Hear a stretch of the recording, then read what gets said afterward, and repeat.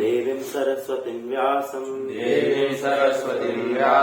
ततो जयमुदीरये नष्टप्रायेषु भद्रेषु नित्यं भागवत सेवया भगवतीरुत्तमश्लोके भक्तिर्भवति नैष्टिकी कृष्णाय वासुदेवाय देवकी नंदनाय च नंदगोपकुमाराय गोविंदाय नमो नमः। हरे कृष्ण। जो लोग जूम पे जुड़े हुए आप लोगों को आवाज आ रही है स्पष्ट? कोई बता सकता है? ओके माता जी, थैंक यू सो मच। ठीक है माता जी। श्रीमद् भागवतम स्कंद पहला अध्याय क्रमांक 2 श्लोक क्रमांक 30। स एवेदं ससर्जाग्रे भगवान् आत्ममायया सदसद्रूपया चासौ गुणमया गुणो विभो स एवेदं ससर्जाग्रे भगवान् आत्ममायया सदसद्रूपया चासौ गुणमया गुणो विभो स एवेदं ससर्जाग्रे भगवान् आत्ममायया सदसद्रूपया चासौ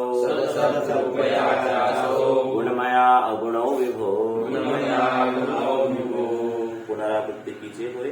स एवेदं ससर्जाग्रे भगवानात्ममायया सदसद्रूपया चासौ गुणमया गुणो विभो। एक और कोई पुनरावृत्ति कीजिए। स एवेदं ससर्जाग्रे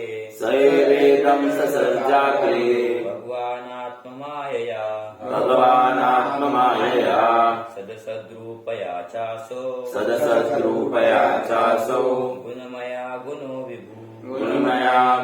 विभु सह वह एव हि इदं इस ससर्ज उत्पन्न किए गए अग्रे पूर्व में भगवान श्री भगवान आत्ममायया अपनी अंतरंगी शक्ति से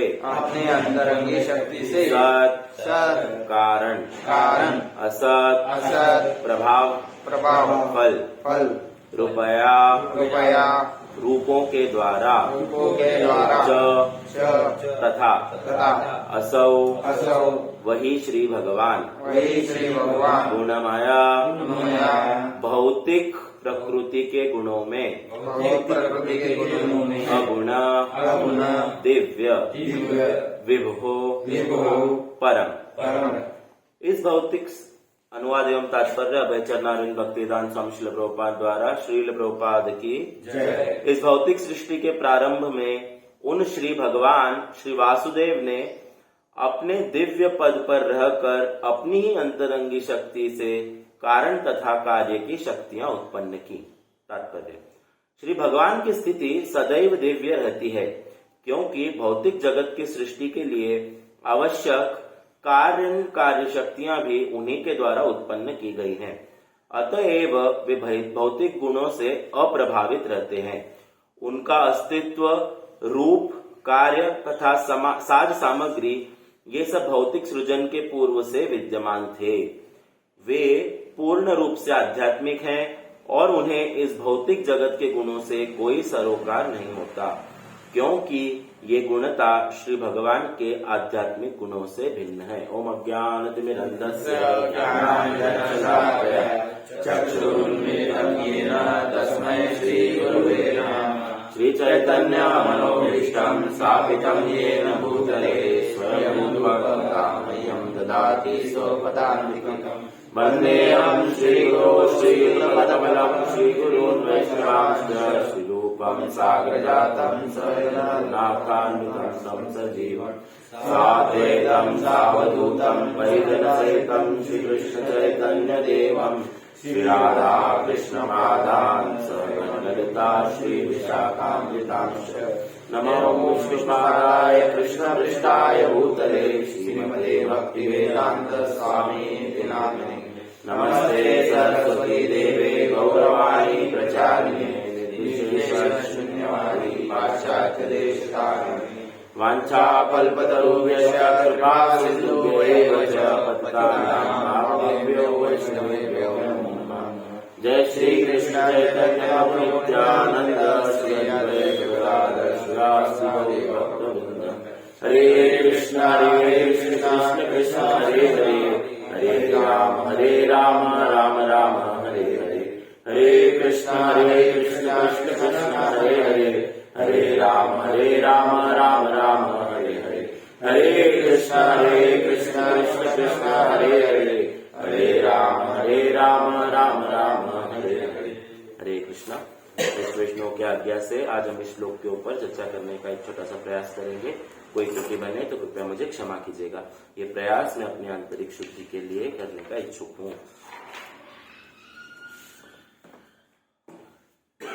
स एव इदं ससर्ज अग्रे भगवान आत्ममाया सद असद रूपाय चासौ गुणमया अगुणो विभुः। इस भौतिक सृष्टि के प्रारंभ में उन श्री भगवान ने अपने दिव्य पद पर रहकर अपनी ही अंतरंग शक्ति के कारण तथा कार्य की शक्तियां उत्पन्न की।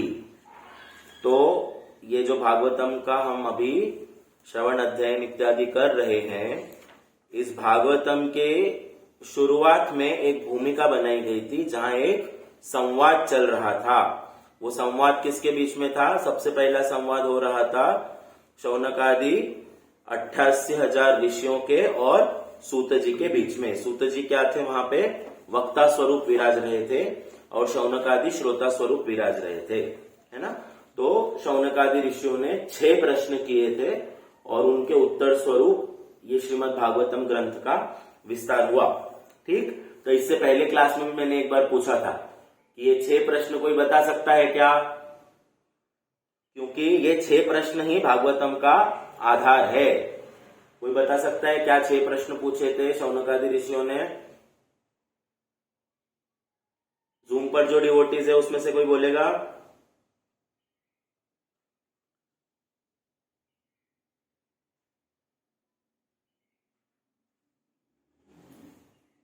ऐसा नहीं होना चाहिए। हम लोग आगे आगे बढ़ रहे हैं और पीछे का सब भूल चुके हैं। भगवान कौन है? एक था। हाँ, शार्दुल ने पहला बोला कि भगवान कौन है। असल में भगवान कौन है ऐसा प्रश्न नहीं था। ठीक है, फिर भी मिलता जुलता है। ठीक है, बोलेगा कोई?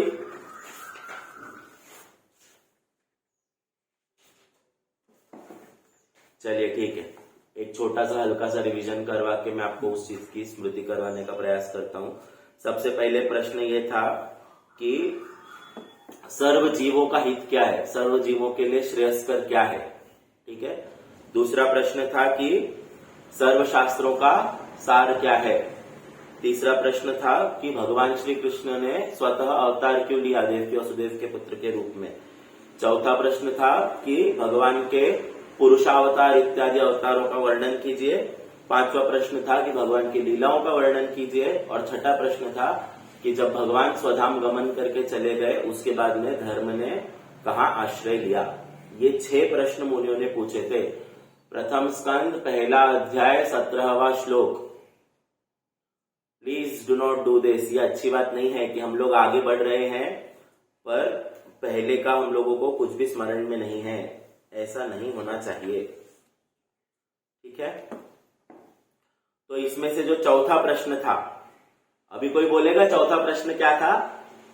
अभी अभी रिपीट किया हम लोगों ने। चौथा प्रश्न क्या था इसमें? हाँ, भगवान के पुरुषावतार इत्यादि अवतारों का वर्णन करें, ये चौथा प्रश्न था। तो इस श्लोक से, कौन से श्लोक से?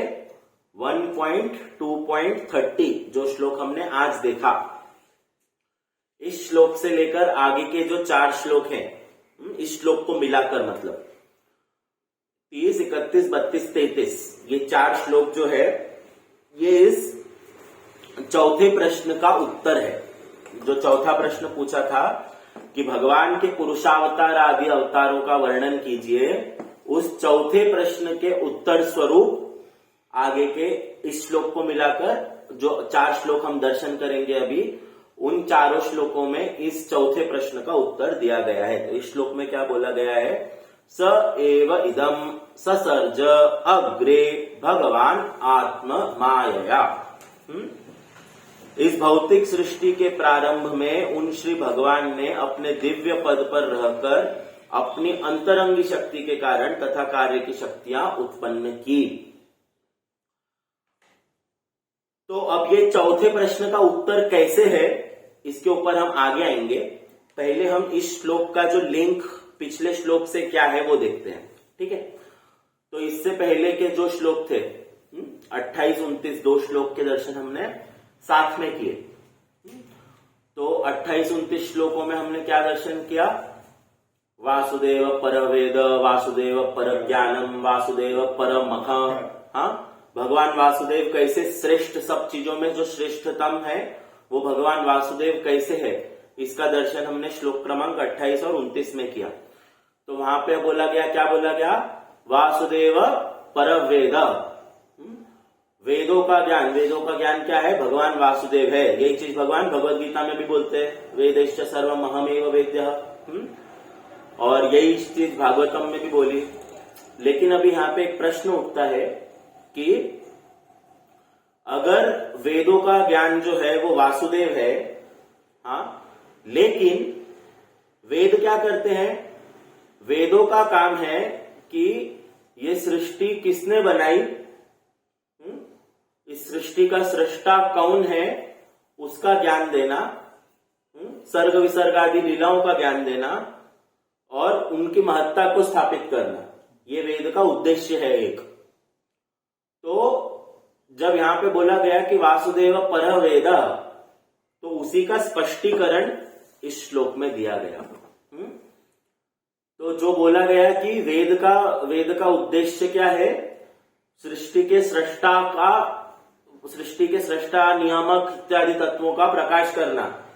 तो यहाँ पे वो किया जा रहा है। यहाँ पे क्या बोला? स एव इदम, वह ही है। क्या है? ससर्ज। ससर्ज माने सृजन करने वाला। सृजन करने वाले ने सृजन कब किया? अग्रे, पहले, सबसे पहले। ठीक। अब जिसका सृजन किया वो कैसा है? सद असद रूपया च असौ। कैसा है जिसका सृजन किया? वो भौतिक जगत सद असद रूपमय है। लेकिन फिर भी क्या है? उस गुणमय सृष्टि की रचना करने के बाद में भी गुणमया अगुणो, वो भगवान कैसे रह गए? अगुणो। क्यों? क्योंकि वो विभु है। बहुत आसान श्लोक है आज का।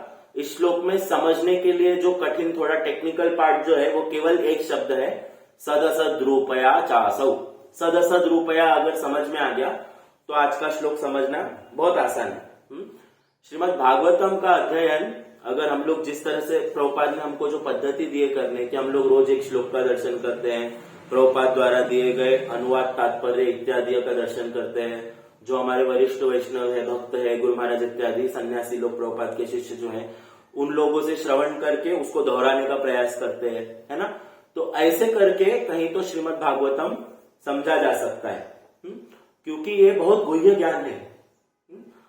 अब जैसे बाहर भागवत सप्ताह आदि होते हैं, तो जो एक बार इस्कॉन में अगर किसी का परिचय हो गया ना, उस व्यक्ति को बहुत अचरज लगता है कि अरे एक सप्ताह के अंदर श्रीमद् भागवतम कैसे पूरा हो सकता है?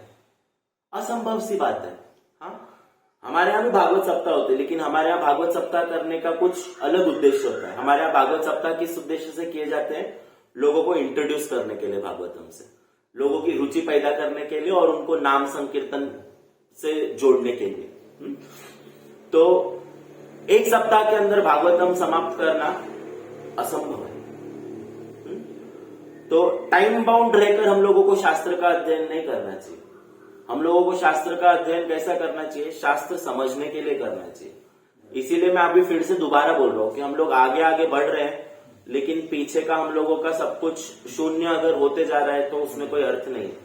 प्लीज कीप रिवाइजिंग, रिविजन करते रहिए जो हमने पढ़ा, तभी जाके वो कुछ हमारे मतलब की बात है ना। अब जैसे आज के श्लोक में हम लोग जो दर्शन करेंगे ना कि सद असद रूप है, इस सृष्टि का ऐसे सद असद रूप है, तो वो हमको हमारे डेली लाइफ में असल में हर जगह दिखता है, ये सृष्टि सद असद रूप है। हाँ, तो जो ज्ञान अर्जन हमने किया उसके ऊपर मनन और चिंतन करना आवश्यक है, वरना विफल हो जाएगा सब कुछ। ठीक है, तो श्लोक की ओर बढ़ते हुए हम लोग जाते हैं फिर से एक बार। स एव इदम ससर्ज, उन्हीं श्री भगवान ने इस सृष्टि की उत्पत्ति की। कब? अग्रे, सबसे पहले। और वो सृष्टि कैसी है? सद असद रूप है और गुणमयी है, लेकिन उसको बनाने वाले जो है वो कैसे है? अगुण है, क्योंकि वे विभु है। ठीक, तो अब ये सद असद रूप क्या है? सद असद रूप का यहां पे अनुवाद प्रभुपाद ने किया है कारण और कार्य, कॉज एंड इफेक्ट। तो हर कार्य का एक कारण होता है, बिना कारण के कोई चीज है। जैसे अब ये करताल है, ठीक है, अब ये करताल क्या है? कार्य है। ठीक है, इसकी उत्पत्ति हो गई है, ये कार्य है। अब इसके पीछे कोई कारण है? कारण है या नहीं है? कारण है तभी है ना, वरना ये अपने आप से अस्तित्व में है क्या? सृष्टि के अनादिकाल से ये करताल है रखा हुआ, ऐसा है क्या? इसके पीछे कारण है। क्या कारण है? सबसे पहले इसके अंदर दो प्रमुख रूप से दो धातु है। क्या है? ताम्र और पीतल है, उससे मिला के कांसा बना, कांसे से ये करताल बना। वो ताम्र और पीतल कैसे बना? उसके पीछे पृथ्वी तत्व है। पृथ्वी तत्व के पीछे सृष्टि का जब सृजन हुआ तो पृथ्वी तत्व कैसे बना, ये आगे हम दर्शन करेंगे कि भगवान के एक स्वरूप का वर्णन आएगा जिसको बोला जाएगा प्रधान। वो प्रधान अपने आप को अलग अलग स्वरूपों में व्यक्त करते हैं और पंच महाभूतों की निर्मिति होती है। तो उस पंच महाभूतों में एक पृथ्वी है, वो पृथ्वी तत्व अपना विस्तार अलग अलग धातुओं के स्वरूप में किया। ठीक, उसके बाद में उन धातुओं में से ताम्र पीतल ये दो धातुओं को लेकर कांसा बनाया गया, उससे करताल बनाई गई। तो ये कार्य के पीछे कितने सारे कारण है ना कारण। तो हर कार्य के पीछे कारण होता है। There is no effect without a cause, बिना कारण के कार्य नहीं होता। समझ में आई बात? तो सत माने कारण, असत माने कार्य। ठीक, तो इस श्लोक में बोला गया है कि भगवान आत्म मायया अपनी निजी शक्ति से कारण शक्ति और कार्य शक्ति की उत्पत्ति करते हैं, जिससे ये जगत बनता है। ठीक, तो अब इससे पहले हमने बात की कि जो चौथा प्रश्न था उसका उत्तर यहां से दिया गया। तो वो चौथे प्रश्न का उत्तर यहां से कैसे शुरू होता है, ये हम लोगों को इसके अगले श्लोक में और डिटेल में समझ में आएगा। लेकिन मैं आपको ब्रीफली बोलता हूं कि सृष्टि के प्रारंभ में ना भगवान, जो अभी हमने बात की ना कि भगवान अपने आप को अलग अलग प्रधान स्वरूप से अपने आप को अलग अलग शब्दों में व्यक्त करते हैं। तो वो जो भगवान अपने आप को अलग अलग स्वरूपों में व्यक्त करते हैं ना, वो ही पुरुषावतार इत्यादि के रूप में प्रकट होकर फिर ये काम करते हैं। जैसे भगवान श्री कृष्ण सबसे पहले अपने आप को भगवान बलराम जी के स्वरूप में व्यक्त करते हैं, उनके बाद में संकर्षण, मूल संकर्षण, वासुदेव संकर्षण, प्रद्युम्न, अनिरुद्ध इत्यादि, उसके बाद में उनसे महाविष्णु, गर्भोदकशाही विष्णु, क्षीरोदकशाही विष्णु इत्यादि की उत्पत्ति होती है। और फिर वही कारणार्णव शाही जो विष्णु होते हैं, कारणोदक में शयन करने वाले महाविष्णु, वो अपने आप को प्रधान स्वरूप व्यक्त करके इस सारी सृष्टि की उत्पत्ति और निर्मिति होती है। तो वो जो वहां प्रश्न किया गया था ना कि भगवान के मुख्य रूप से उस प्रश्न में ऐसे स्पेसिफिकली बोला गया था कि पुरुषावतार इत्यादि अवतारों का वर्णन करे। तो उन पुरुषावतारों का वर्णन इस श्लोक से शुरू होता है एक तरह से, क्योंकि उन पुरुषावतारों में से ही इस सृष्टि की उत्पत्ति का आगे क्रम शुरू होता है। ठीक है, तो सद असद रूप समझ में आया, कॉज एंड इफेक्ट, ठीक है, कारण और कार्य। अब ये जो पूरी सृष्टि है, इसके पहले के श्लोकों में भी हमने दर्शन किया, ये जो पूरी सृष्टि है, ये जो कार्य है सृष्टि, इसका कारण क्या है? भगवान। ठीक, और भगवान की क्या? आत्म माया, भगवान की निजी शक्ति, जो कैसे प्रकट हुई? कारण और कार्य शक्ति के रूप में। तो ये जो पूरी सृष्टि है ये कैसी है? इसके पहले भी हमने दर्शन किया, कैसी है? त्रिगुणमयी, 3 गुणों से युक्त है। कौन से 3 गुण? सत्वगुण, रजोगुण और तमोगुण। इन 3 गुणों से युक्त ये पूरी सृष्टि है। लेकिन इससे पहले भी हम लोगों ने इस, आई गेस कौन सा श्लोक था वो?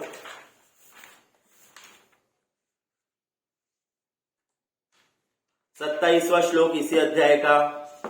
फिर उससे पहले पार्थिवदारुणो धूमस में 24वां श्लोक। इन सभी श्लोकों में हमने ये गुणों का विश्लेषण पढ़ा और बार बार ये पढ़ा क्या कि गुणों से युक्त सृष्टि का निर्माण करने के बाद भी भगवान कैसे हैं? गुणातीत है। अब इसको समझने के लिए इस तात्पर्य में प्रभुपाद यहाँ पे बोल रहे हैं कि क्योंकि भौतिक जगत की सृष्टि के लिए आवश्यक कारण कार्य शक्ति भी उन्हीं के द्वारा उत्पन्न की गई है। तो जो शक्ति से भौतिक जगत की सृष्टि हुई वो शक्ति भगवान के द्वारा प्रकट की गई है। अब वो शक्ति भी त्रिगुणमयी है, लेकिन उसको बनाने वाले भगवान गुणातीत क्यों है? यहां पे आगे प्रभुपाद बोल रहे हैं वे भौतिक गुणों से अप्रभावित रहते हैं। उनका अस्तित्व, रूप, कार्य, साथ सामग्री ये सब भौतिक सृजन से पूर्व में विद्यमान था। भगवान कैसे हैं? इसलिए इस श्लोक में भी एक शब्द आया, ससर्जाग्रे। ससर्ज सृष्टि की, कब की? लेकिन अग्रे, सबसे पहले। तो जब ये कार्य कारण शक्ति, कारण शक्ति कार्य शक्ति की उत्पत्ति जब भगवान ने की, उससे पहले भी भगवान थे। ठीक, तो जब इन 3 गुणों की सृष्टि हुई उससे पहले भी भगवान का अस्तित्व था। ठीक, अभी दूध से हम लोगों ने घी बनाया, तो एक प्रोसेस है ना पूरा, दूध का दही जमाया, दही से फिर छाछ भिगोई, मक्खन निकाला, फिर घी बनाया, तो दूध से घृत की उत्पत्ति हुई। हाँ, तो घृत बनने से पहले भी दूध था ना? तो मतलब घी है इसलिए दूध है क्या? घी में, दूध में घी एक पार्ट है केवल। दूध के अंदर अन्य बहुत सी चीजें हैं, जैसे जो छाछ निकल के अलग हो गई वो भी उस दूध का हिस्सा था, है कि नहीं? तो ऐसे ही भगवान की सृष्टि, भगवान का अस्तित्व इस त्रिगुणमयी सृष्टि की अस्तित्व या उत्पत्ति से पहले से है। तो इसी बात से ये चीज स्पष्ट होती है कि भगवान इन 3 गुणों से परे। ठीक, मतलब स्विमिंग पूल में डुबकी मारना है लेकिन गीला नहीं होना है, ऐसे भगवान है। ये भगवान के लिए पॉसिबल है। हाँ, कि भगवान त्रिगुणमयी सृष्टि की रचना कर रहे हैं, और रचना भी कैसे कर रहे हैं उसके ऊपर स्वतः दृष्टिपात करके। आगे हम लोग इसका दर्शन करेंगे कि उपादान करते हैं भगवान। उपादान मतलब सबसे पहले वो महत्त्व इत्यादि का जब सृष्टि देखेंगे हम, तो हम देखेंगे कि भगवान कैसे अपनी दृष्टि से इस सृष्टि की उत्पत्ति करते हैं। तो भगवान डायरेक्टली इन्वॉल्व होते हैं भले ही, लेकिन फिर भी उससे परे रहते हैं। मतलब पानी में कूदते हैं लेकिन फिर भी सूखे रहते हैं। क्यों? क्योंकि वो सारे गुणों से परे है।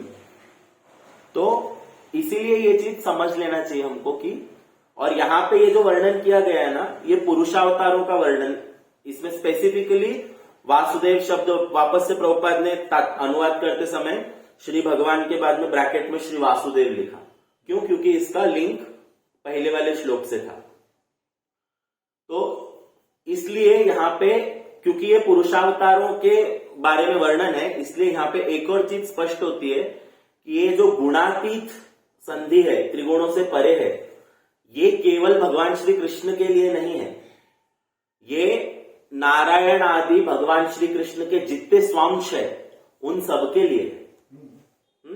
यद्यपि भगवान विष्णु या भगवान नारायण ही स्वतः अपने आप को अलग अलग स्वरूपों में व्यक्त करके इस सृष्टि की उत्पत्ति करते हैं, लेकिन फिर भी वो तीनों गुणों से परे है। भगवान स्वतः किसी गुण में अवस्थित नहीं है। क्यों? क्योंकि वो कैसे हैं? विभु। विभु माने दिव्य। प्रभुपाद एक शब्द में बोल देते दिव्य। दिव्य मतलब ट्रांसेंडेंटल, हमारी समझ से परे। तो हम क्या है? अणु, और भगवान क्या है? विभु। अणु और विभु ये दो विरोधाभासी शब्द है। हम लोग भगवान का एक बहुत छोटा सा अंश है, और भगवान कैसे? स्वराट, विराट, विभु।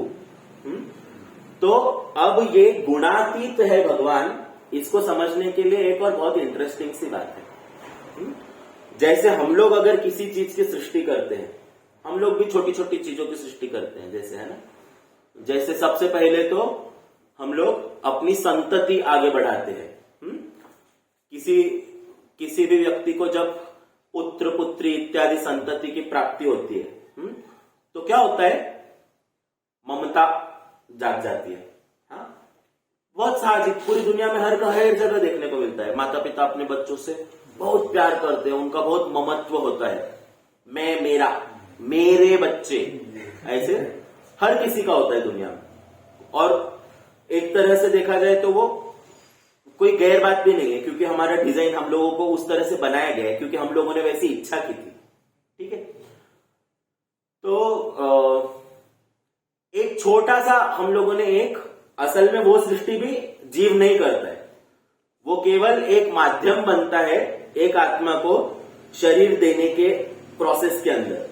वो जीवात्मा की सृष्टि तो संभव ही नहीं, वो केवल श्री भगवान से ही होती है। हाँ, तो एक स्थूल काया की छोटी सी निर्मिति करके हमारा उसके अंदर कितना ममत्व हो जाता है। अब ये तो बहुत बड़ी बात होगी कि एक सजीव कोई चीज, सजीव व्यक्ति जो हमारे शरीर के हिस्से से पैदा हुआ है, माताएं गर्भ में 9 महीने उसको रखती है।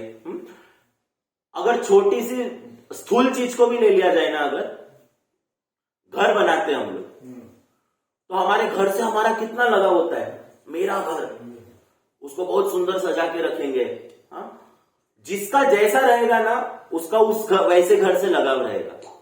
हाँ, जिसका बहुत बड़ा बंगला है ना, उसको उस बंगले से बहुत लगाव रहेगा, लेकिन जिसका एक छोटा सा झोपड़ा है ना, उसका उस झोपड़े से भी बहुत लगाव रहेगा। क्यों?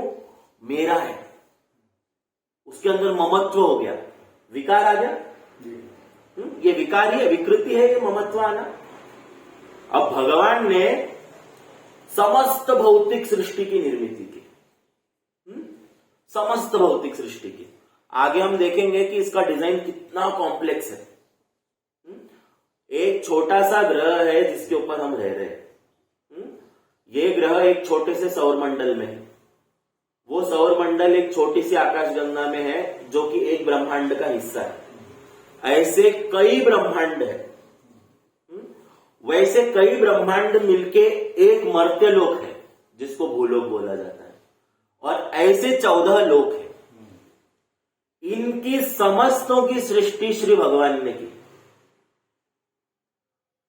तो हमारे लॉजिक से तो क्या होना चाहिए? भगवान का कितना ममत्व होना चाहिए इसके ऊपर, लेकिन भगवान का इतना सा भी ममत्व नहीं है।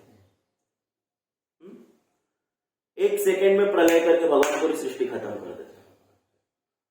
भगवान को सोचना नहीं पड़ता है, भगवान बैठ के ऐसा कभी विचार नहीं करते कि इतना मेहनत से सृष्टि बनाया, प्रलय करना पड़ेगा, पूरा मेहनत वेस्ट हुआ। नहीं, क्यों? क्योंकि भगवान तीनों गुणों से परे है, इसीलिए वहां पे विकृति नहीं है, वहां ममत्व ही नहीं है भगवान का। हालांकि पूरा बनाया किसने? स्वयं श्री भगवान ने बनाया, लेकिन भगवान उसमें गुथे हुए नहीं है, उससे परे। तो ये समझ आया समझ में कि भगवान तीनों गुणों से परे कैसे है। ठीक, अब एक बहुत इससे रिलेटेड नहीं है, लेकिन क्योंकि हमने ये बात डिस्कस की अभी, तो मेरे ध्यान में आई बताने का। सोचिए कि ये जो पूरा जटिल सृष्टि का हमने अभी वर्णन सुना कि कैसे कितना कॉम्प्लेक्स स्ट्रक्चर है ये। हम सब लोग फिजिक्स पढ़ा है ना, सबने कभी ना कभी थोड़ा बहुत तो एटॉमिक स्ट्रक्चर देखा रहेगा ना कि एक एटम का स्ट्रक्चर रहता है, कितना कॉम्प्लिकेटेड रहता है। हाँ, न्यूक्लियस रहता है, फिर इलेक्ट्रॉन्स रहते हैं, प्रोटॉन्स रहते हैं। हाँ, ये एक एटम रहता है, फिर वो एटम से मॉलिक्यूल बनता है, फिर वो मॉलिक्यूल से एलिमेंट्स, कंपाउंड्स सब कुछ बनते हैं, है ना। तो इतने अणु को बनाकर उससे इतनी विराट सृष्टि की भगवान ने उत्पत्ति की, है ना। तो कितना मेहनत का काम है कि नहीं? बहुत मेहनत का काम है ना। इतनी सब मेहनत भगवान ने क्यों की? ये भौतिक सृष्टि का निर्माण क्यों किया? हम लोगों ने सुना है ये पहले। क्यों किया? हमारे लिए। क्यों? क्योंकि हमको भगवान के अधीन नहीं रहना था। हम भगवान को बोल रहे थे कि हम स्वाधीन होंगे और हमको इंद्रिय भोग करना है, हमको भोगवांछा है कुछ। तो हमारी इच्छा क्या थी असल में? भगवान से विमुख होने की, ठीक है, भगवान से दूर जाने की। तो हमारी वो भगवान से दूर जाने की इच्छा जो थी, उसको फैसिलिटेट करने के लिए भगवान ने इतना बड़ा काम किया। तो सोचो, अगर हमारी भगवान के सन्मुख होने की इच्छा है, अगर हमारी भगवान के पास जाने की इच्छा है, तो भगवान क्या क्या नहीं करेंगे।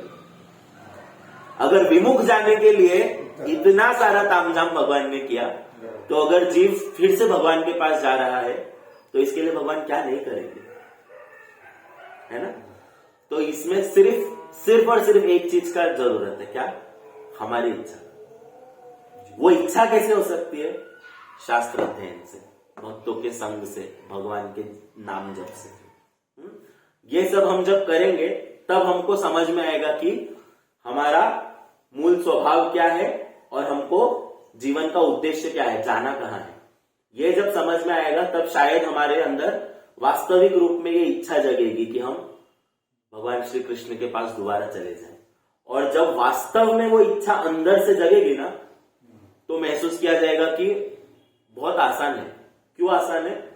क्योंकि विमुख होने के लिए जिन भगवान ने इतना सृष्टि का निर्मित कर दी, सन्मुख होने के लिए वो भगवान कितनी मदद करेंगे? तो भगवान स्वतः ही लेके चले जाएंगे। और ये सन्मुख होने के लिए भगवान कितनी मदद करेंगे, इसका सबसे बड़ा जीवंत उदाहरण हमारे आपके सामने है कि भगवान ने क्या किया? श्रील प्रभुपाद जैसे आचार्यों को हमारे पास भेजा। तो अगर श्रील प्रभुपाद नहीं होते तो हमारा क्या होता? हम आप अभी आज बैठ के इस समय पे श्रीमद् भागवतम की चर्चा करना सोच सकते थे? अधिकांश सब लोग अभी क्या कर रहे होते हैं? सो ही रहे होते हैं। ये केवल और केवल आचार्य कृपा है कि हम आज इस समय बैठकर श्रीमद् भागवतम का दर्शन करते हैं। ठीक, तो टू समराइज इस श्लोक में हमने क्या देखा? वह ही श्री भगवान। कौन श्री भगवान? जिसका वर्णन इसके पहले के श्लोकों में किया गया, वासुदेव, पर योग इत्यादि विशेषणों द्वारा। वही श्री भगवान क्या करते हैं? ससर्ज, सृष्टि की उत्पत्ति करते हैं। कब करते हैं? अग्रे, सबसे पहले। कैसे करते हैं? आत्म माया, अपनी निजी शक्तियों के द्वारा। अपनी निजी शक्तियों को वो क्या करते हैं? सद असद रूपयाचासौ, कारण और कार्य शक्ति के रूप में विस्तार करते हैं। और फिर क्या करते हैं? गुणमया, गुणमयी सृष्टि की रचना करते हैं। लेकिन खुद कैसे रहते हैं? अगुणो विभु, खुद अगुण रहते हैं, गुणों से परे रहते हैं, क्योंकि वे कैसे हैं? विभु है, दिव्य है। ठीक, किसी का कोई प्रश्न है?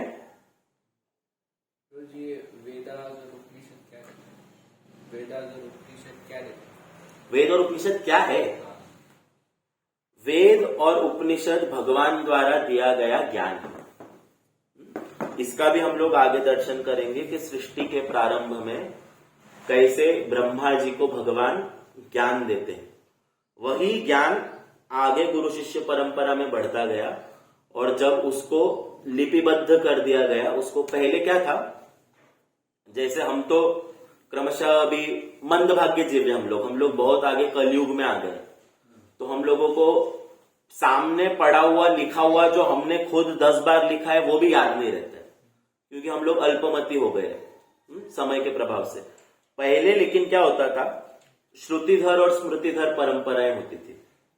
श्रुतिधर क्या होता था, श्रुतिधर माने जो एक बार सुन लिया वो याद हो गया, और स्मृतिधर माने जिस चीज का एक बार अभ्यास दर्शन कर लिया वो याद हो गया। तो इसी के अंतर्गत वेद के अंदर दो प्रमुख हिस्से हैं, स्मृति और श्रुति। स्मृति माने अलग अलग मुनियों द्वारा प्रदत्त ज्ञान है जो उन्होंने कहीं ना कहीं से निजी अर्जन किया है, निजी अनुभव किया है भगवत कृपा से। और श्रुति माने जो परंपरा से, गुरु शिष्य परंपरा में आगे आगे चलते हुए दिया गया है। तो ऐसे स्मृति और श्रुति मिलाकर वेद बने, और वेदों का ही उप अंग है उपनिषद। तो वैदिक साहित्य है ना, बहुत जो हम अभी जिसका दर्शन हम श्रीमद् भागवतम का दर्शन अभी कर रहे हैं, ये भी वेद का अंग है। तो वैदिक साहित्य बहुत विस्तृत है, और इसी को आगे इजी करने के लिए क्लासिफाई किया गया है आगे आगे अलग अलग स्वरूपों में। वेद के अंदर स्मृति है, श्रुति है, फिर उसके बाद में उसका विभाजन उपनिषदों में किया गया है, उसके बाद में उसी को सरल करके पुराणों के स्वरूप में प्रदान किया गया है। और पुराणों में और वैदिक साहित्य में सबसे श्रेष्ठ श्रीमद् भागवतम हम लोगों को दिया गया है। किसी का तो कॉल आ रहा है,